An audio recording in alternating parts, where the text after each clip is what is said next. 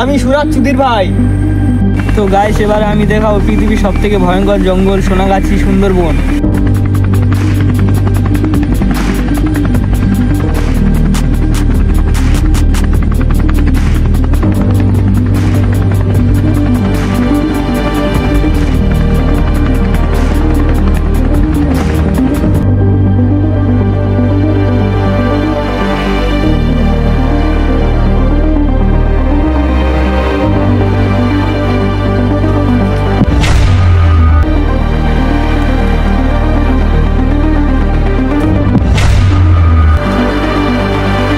মানুষের টাকা মেরে খেয়ে 3 নম্বর বউকে ছেড়ে দিয়ে আমি এখন চলে এসেছি সোনাগাছি সুন্দরবনে।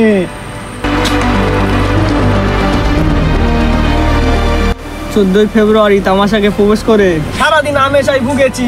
বাপের পকেট থেকে টাকা চুরি করে অ্যাঞ্জেল সাদিয়াকে একটা শাহ গিফট করেছি। কানাই চন্দর মেয়ের ফিল্টার মারা ছবি দেখে খেয়েছিলাম একটু টাক। তার ব্যাপারে খোঁজ খবর নিয়ে দেখি সে সকালে করে না ব্রাশ। মাথা নষ্ট বুকে কষ্ট নিয়ে আমি এখন ছাবি টিকটকারকে নিয়ে চলে এসেছি সোনাগাছি সুন্দরবনে। দেখা যাক আমি এখন এই ছাবি টিকটকারকে নিয়ে 24 ঘন্টা টিকে থাকতে পারি নাকি। আমাদের এই সেই ছাবি টিকটকার দিনে খাই গাঁজা, রাতে খাই ভাজা, সকালে খাই মুড়ি। চলো এবারে আজকের ভিডিও শুরু করি, লেটস গো। তো আমি এখন দেখা যাক ছাবি টিকটকারকে নিয়ে সার্ভাইভ করতে পারি কি না। তো এবার হালকা মুখে ফোনটা ধরো, সুরাজ সুধীর ভাইয়ের ভিডিওটা এনজয় করো। চলো ছাবি টিকটকার আগানো যাক। ও ক্যামেরাম্যান এইদিকে আসো, এই দেখো এই সেই সোনাগাছির জাতীয় ফল, যাকে দেখতে কিছুটা লাঠির মতো। হাই গাইস, এই দেখতে পাচ্ছ এটা হচ্ছে লাঠি ফল, এটা বিখ্যাত লাঠি ফল। এই দেখো ছাবি টিকটকের অবস্থা দেখো।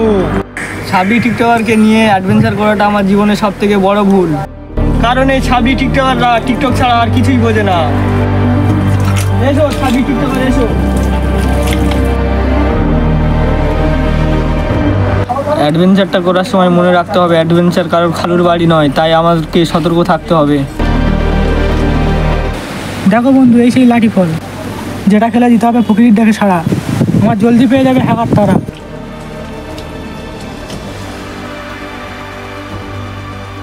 হাই গাইস, এটা হচ্ছে লাঠি ফল, এইটা আজকে আমাদের রাতের ডিনার হবে।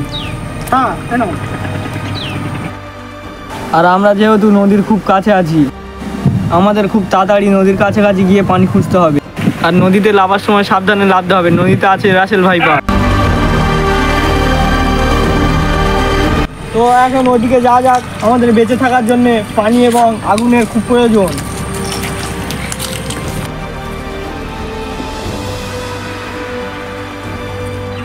তো এই সোনাগাছি সুন্দরবনে তাপমাত্রা খুবই বেশি, আমাদের এবারে গোসল করতে হবে। চলো ছাবি টিকটকার। এখানে তাপমাত্রা খুবই বেশি, প্রায় -100 ডিগ্রি। তো এখন গাছের উপর থেকে দেখা যাক কোনো পানি ফানি পাওয়া যায় কিনা।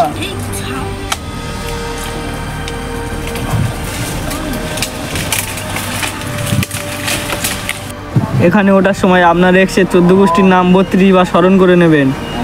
এখান থেকে পড়লে খালু বলারও টাইম পাবে না।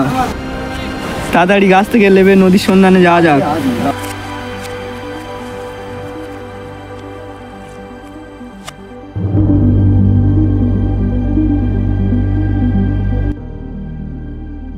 এই জঙ্গলে প্রায় বছরে 20 থেকে 30 জন লোক আসে শুধু হাগার জন্য, তাই আমাদের গু থেকে সতর্ক থাকতে হবে।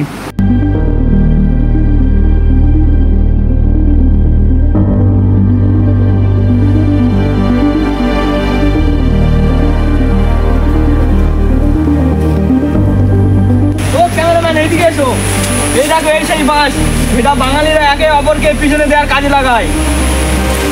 তাই এই বাঁশ নিয়ে ইন্ডিয়ার বড় কবি কিশোর কুমার একটা কবিতা লিখেছে। কবিতাটি হলো, বাঁশ বাগানের মাথার উপরে চাঁদ উঠেছে ওই, সারা জীবন শুধু বাঁশ খেয়ে গেলাম চাঁদ মামা কই। চলো ক্যামেরাম্যান ওদিকে যাওয়া যাক।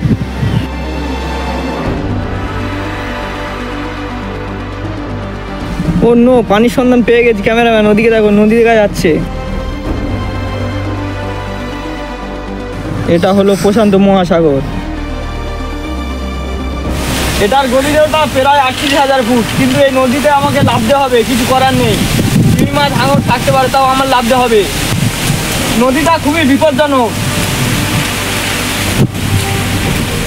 খুব গরম পড়েছে, একটু মুখ হাত ধুয়ে নেওয়া যাক।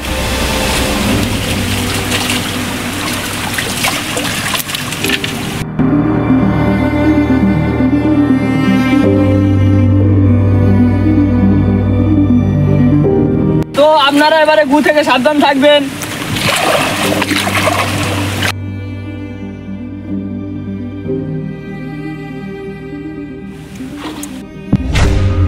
ও নো, যেটা থেকে ভয় করছিলাম সেটা আমার সামনে পড়ে গেছে। এটা হলো সেই গু।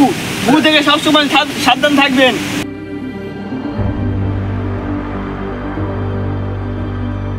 তো বেশি চুদুর মুদুর করে লাভ নেই। আজকের এই পর্যন্ত, দেখা হবে তৃতীয় অ্যাডভেঞ্চার চ্যালেঞ্জ নিয়ে।